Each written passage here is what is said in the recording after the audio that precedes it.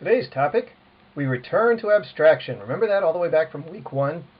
Abstraction is going to be the way that we're going to be able to create lots and lots of circuits once we have a basic understanding of one.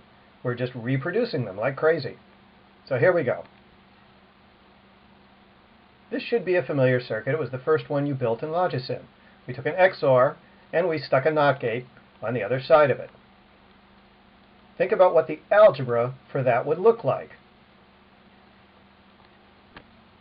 Yep, there it is. Now think about what the truth table would look like.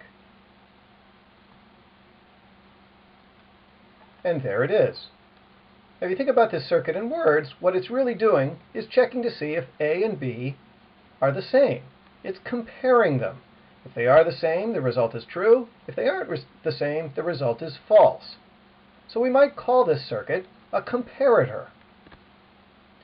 I'm going to draw a box around it, and now with that box around it, we're going to stamp out another copy. Instead of having one comparator, I now have two. So I can put two sets of 2 input into it, and each one will do exactly the same thing. If you think of A0 and A1 as being the first and second bits of a 2-bit number, and B0 and B1 being the first 2 bits of another 2-bit number, you'll see that what I'm doing is comparing to see if those two numbers are equal. Is the 0th order bit the same, the 1's place? And is the first order bit, the 2's place, the same?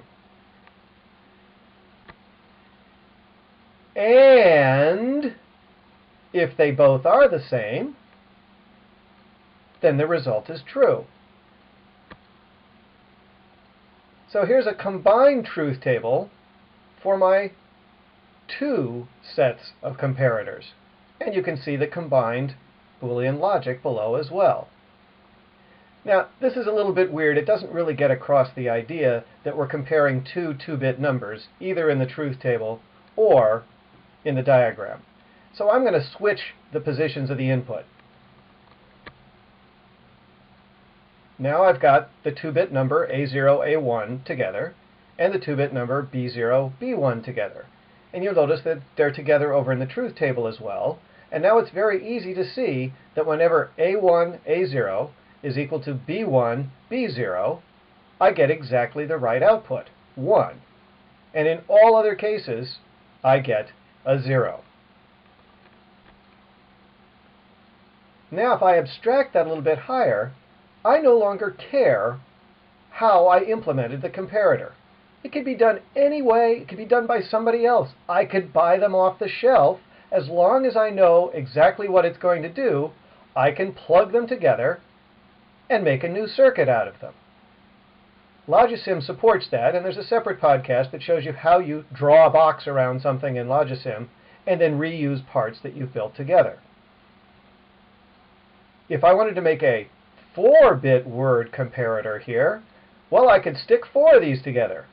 I need to handle an entire byte, 8 bits worth on each, 8 comparators. Or, here's a thought for you. What if I made a 2-bit comparator and then stamped out copies of that? Gee, if I put two 2-bit comparators together, I could get a 4-bit comparator and stamp out copies of those. 4 plus 4 is 8.